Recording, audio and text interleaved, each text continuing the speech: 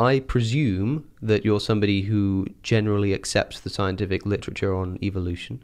Yeah, I mean, with some caveats, but I'm very happy to say if that's the best explanation going, then that's the best explanation. Right, and that's a good way of looking at it. So, but my question would be something like, if human value is predicated on the idea that human beings are made in the image of God and that they are special, they have some kind of special worth, then if you trace the evolutionary heritage of human beings, you get back to a kind of apish ancestor which doesn't resemble humans and clearly wasn't made in the image of God.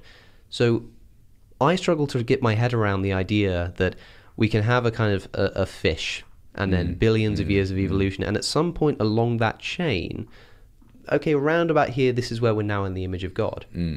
It seems like if you're made in the image of God, there needs to be this immediate creation of humanity as it exists, because otherwise you run into a problem of degree.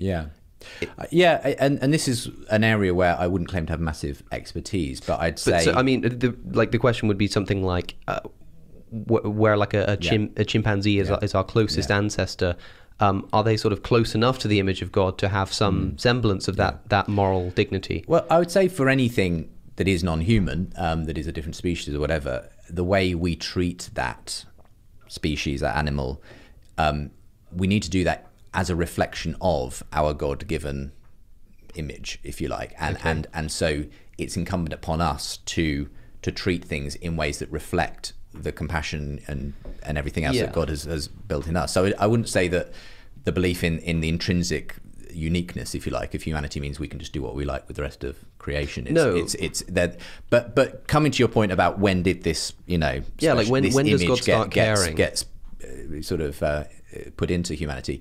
I don't know. Is the honest truth.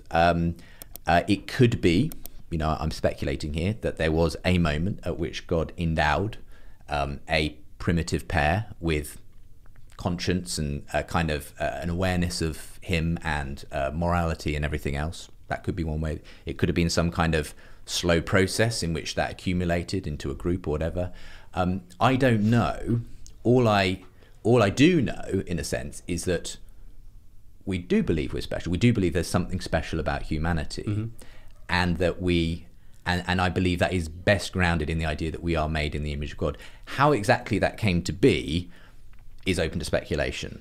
And we have a story in the Bible, obviously, in Genesis, which I think is a great analogy, a great piece of poetic literature that tells us we're created for a purpose and to reflect God's image. But it's not giving us a scientific account of that. And that would be, and I've done debates on when that happens, I'm kind of somewhat agnostic, if I'm honest, on that. I don't know, and I don't think I may ever claim to know. Yeah, because Christianity seems to quite clearly draw a distinction between human beings and other animals, and very much press their specialty, and that's what we do with something like human rights as well. We say that humans are of their own kind, and yet, Peter Singer makes an interesting point on this, which is that whereas we would lump oysters and chimpanzees in this category of animals, we have a complete divide between chimpanzees and us, even though we are far closer to a chimpanzee than an oyster is.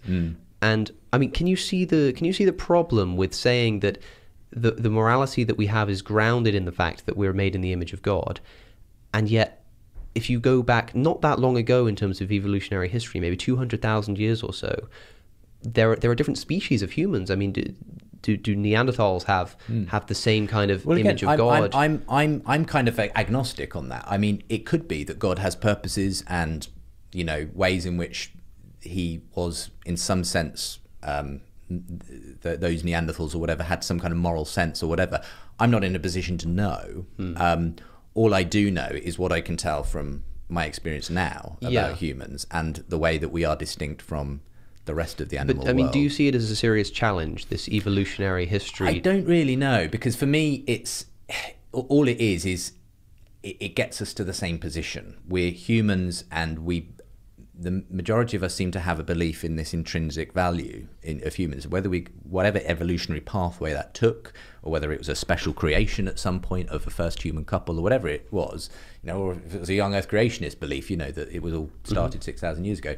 The point is, we're all presented with the same point of view now, and And all I ask atheists to do is to consider why, if the naturalist account is true, and that all of this is actually from a purposeless process, why we have this special regard